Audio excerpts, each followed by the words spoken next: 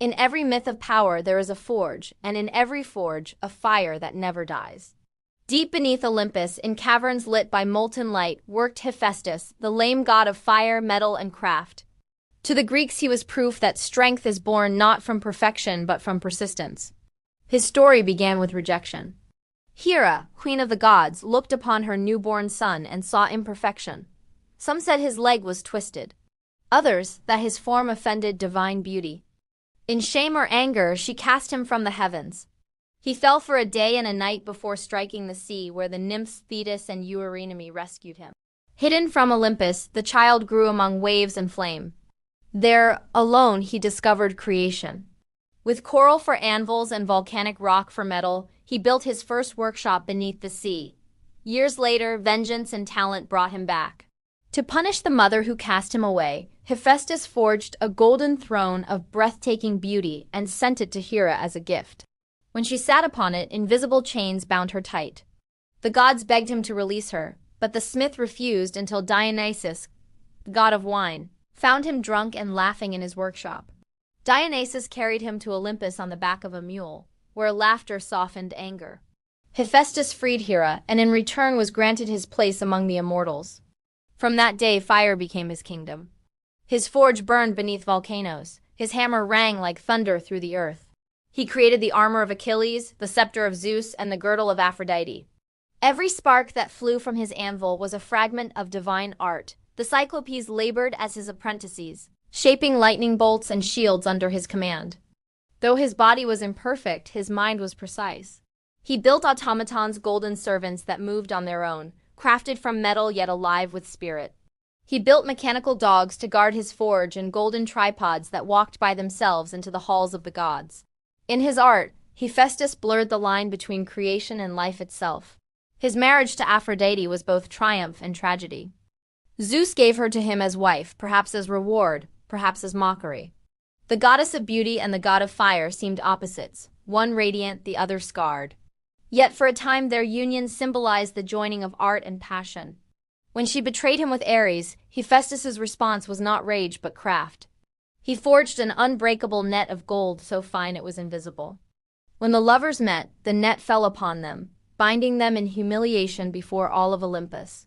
The laughter of the gods filled the halls, but beneath it ran a warning: none could outthink the smith.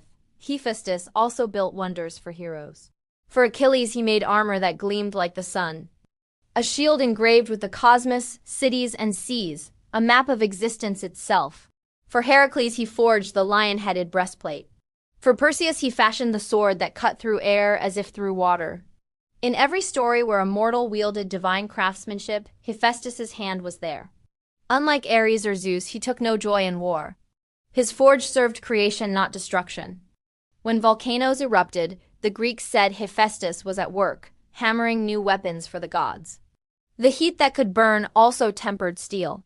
In that paradox lay his meaning. Pain is not merely suffering, it is transformation. Among mortals he was loved. Craftsmen prayed to him for skill, builders for stability, blacksmiths for mastery. His temples were filled not with gold but with tools.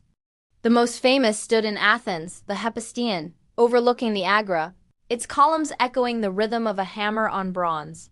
Within, statues of Hephaestus and Athena stood side by side, wisdom and craft united.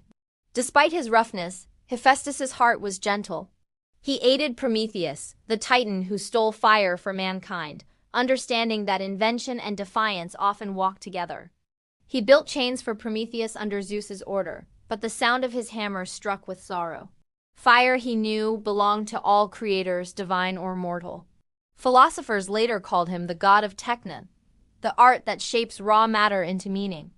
Every craftsman's forge was a miniature Olympus, every spark a memory of his fall and rise. In him the Greeks saw resilience, the power to endure rejection, to turn wounds into art and exile into mastery. Hephaestus also represented the balance of civilization. Fire, once feared, became the foundation of progress when contained by skill.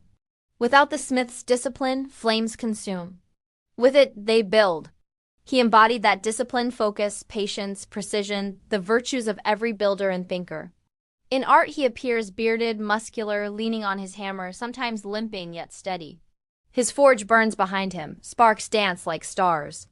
The ancients believed the glow inside volcanoes was his workshop, especially under Mount Etna in Sicily, where the earth trembled with his labor. Hephaestus's myth closes a circle. Cast down for imperfection, he rose to craft perfection itself. Through him the Greeks taught that even the broken can create beauty, and that fire symbol of suffering and inspiration can either destroy or illuminate. His hammer still echoes wherever creation is born from struggle. Hephaestus, god of the forge, master of fire, patron of invention. From the fall to the flame, he proved that the heart that endures heat shapes the world anew. Educational storytelling, not religious content.